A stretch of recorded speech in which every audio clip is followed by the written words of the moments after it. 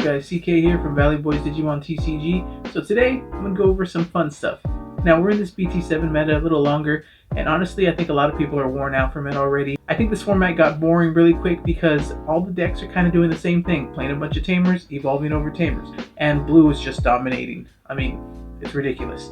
So today I'm going to start looking ahead to BT8. Now I know Waylon's working on some of the meta stuff and planning ahead for that, but me, like I said in the past, I like the jank stuff. So today we're going to go over a fun rogue, jank, under the radar deck.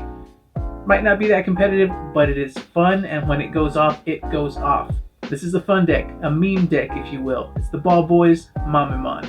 Some call it the Meme-Mon Rush deck or the BanchoMamemon deck. So we mentioned it in the first video, and I finally got around to building it.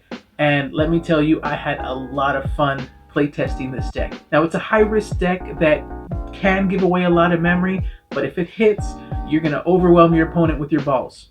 I mean Meme-Mon. So let's get straight to some gameplay. I have some gameplay to show you and you'll see what I mean. I have it tested against an Armor Rush deck. Now admittedly I haven't looked very much into the Armor Rush build, but I have a pretty decent build, and I think it doesn't change the fact that you'll see once Meme-Mon gets going, it gets going. So opening hand has a perfect line to go all the way up to BanchoMamemon. We start off by evoing to Kukuamon, and would you know it, we draw Senban Dokkan. This is our key card for the deck. Now the smart play would be play Izzy so that we can stack the deck for the next turn to make sure that we have the Meme-Mons there to play off this option. But since we're playing this a high roll type deck, similar to Gacha Green in that aspect, we decide to play the high risk and it pays off. We have three options to choose from, because remember Thundermon is considered a Meme-Mon and can be selected by this option card. But we decided to go with the two big boys. Now we do pass over a lot of memory, but we're set up nicely. Remember, we have a Digimon Raising and we have a Bancho in hand that we can evolve the next turn, and he could potentially add even more bodies, and he gets security attack for having another Meme-Mon on board. Now Armor's going to have plenty of memory to set up a big board, and you'll see they set up nicely, and they even get the Shakomon out for recovery too.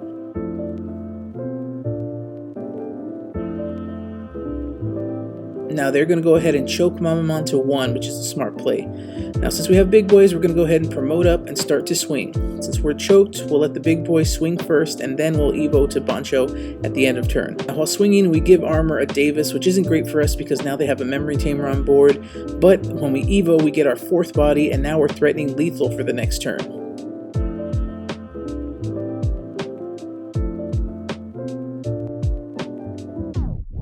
Now they didn't block with Magnadramon, and that was smart because now they have him set up for the Shakomon Jagras. So Armor's going to go ahead and swing. They Armor Purge to keep the Vmon on field. They swing with the Jammer, who of course is going to live. Now Armor can make a great play here, so they evolve into another Ragermon, which suspends. They can swing over now with Magnadramon, and now they can simply Jagras the two suspended Digimon to recover, keep me out of lethal, and get another swing in. Now it dies to a big body in security, but it served its purpose and showed some great aggro for the turn for Armor. Armor is going to be a big deck coming up in the BT8. Now Meme-Mon's going to get a chance here for the comeback, and they almost can close the game if it wasn't for that recovery. So Bancho will get 2 checks in thanks to an extra Meme-Mon on board. Now we hit an Ice Wall, but Ice Wall doesn't mean much here since we're going to go ahead and clear all their security, and we just need to survive the next turn. So with 1 memory left, we decide to play Izzy to get our own memory tamer out, and just in case they find a way to clear our board, we have a Grumble in hand so we can grumble for game the next turn. Now Armor's desperate, they swing in with the V and hit another Senban Dokkan. This is where the card is even scarier and why we play 4 of it. It triggers insecurity and another double hit. The game was over, but now it's just ridiculous. You overwhelm them with your balls here. Also, there's a second effect to this option, which we weren't able to see sooner since Armor didn't have anybody on board the turn it was played, and that is for each Digimon you play off this effect, you can delete one of your opponent's Digimon with a play cost of 6 or less. So you're body spamming and removal all in one. Such a huge card for this deck, and that seals the game.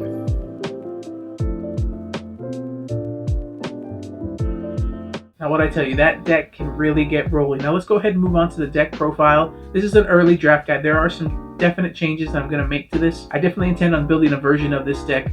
That option card, Senban Dokkan, is so good, especially when hitting security, as you saw there, although when it got hit in security, it really didn't make a difference at that point.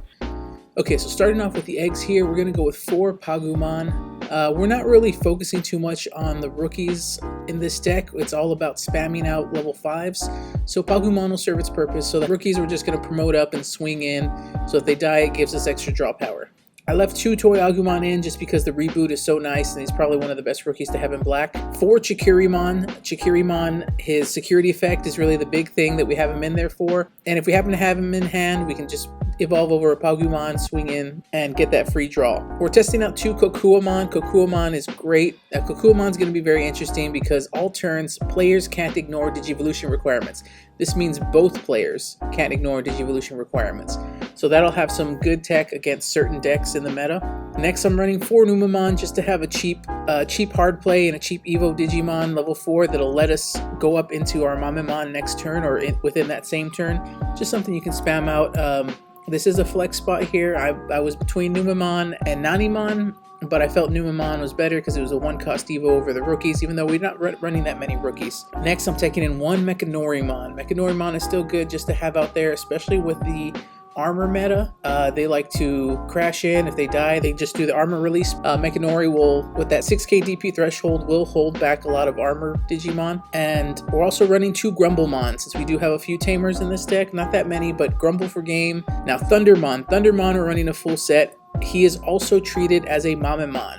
That is our main focus of the deck, which means BanchoMamemon and Senban Dokkan can also pull him to the field. Now this is where I'm going to make some changes. Now BanchoMamemon, I liked having the reboot, and on his Evo he lets us pull back a level 7 Digimon, and we are running 1 level 7 in this deck just to have, but I may reduce his numbers and swap him out for the other decoy Mamemon. But right now I have 4 Metal Mamemon, 4 Big Mamemon, 3 Mamemon with a decoy effect, and then 4 of the new Catch Mamemon. Big Mamemon's just there to have a big body, high DP threshold. I'm thinking of reducing Metal Mamemon and maxing out on the Decoy Mamemon because I think that makes more sense. Metal Mamemon is great for when digivolving so that we can bring back our level 7 Alter S from the trash in case he was hit in security or was deleted. Of course, the BT6 Mamemon with Decoy is a great effect, and on top of that, on deletion, you can delete one of your opponents with a play cost of 7 or less. Really good card. I think he needs to be the full 4 of instead of Metal Mamemon. Catch Mamemon is the new Mamemon coming out in BT8. His when digivolving effect, you may return up to 4 Digimon cards with Mamemon in their name from your hand and or trash to the top of your deck in any order. If you return 3 or more with this effect, de-digivolve one of your opponent's Digimon. So he has the de-digivolution effect, but he also sets up the top of your deck so that you can either go into BanchoMamemon or you can play the option Senban Dokkan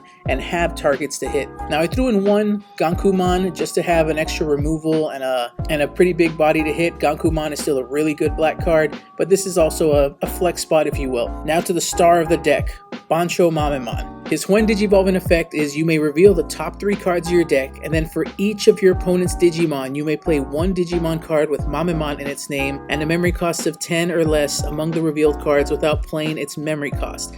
Trash the remaining cards. Now this means that if you reveal another BanchoMamemon, you can't play another Bancho off his own effect. But all the other level 5 Mamemons are under a play cost of 10, so they can be played. Also, his all turns effect. When you have another Digimon with Mamemon in its name in play, this Digimon gains security attack +1. Ideally, you would digivolve into him, play another Mamemon or 2, or if your opponent has 3 on board and you reveal 3 Mamemons, all 3 come into play. If you hit just 1, as long as you get 1 on there, he will get the extra security attack +1. Now for level 7s, I'm only playing 1 Alter S. Alter S is going to be really good going up against the armor matchup. You didn't see it in this playtest video, but digivolve into Alter S to remove all the armors and then delete, because armor Digimon are very hard to remove from the field because they just armor purge and they get to stay on the board. So to unstick them from the board, Alter S is great. For our option cards, I'm throwing in 1 Breath of the Gods because it's such a great black card, especially when hit in security. 2 Iron Fisted Onslaught because we love our removal cards for black, and I think I prefer Iron Fisted over Ultimate Flare, but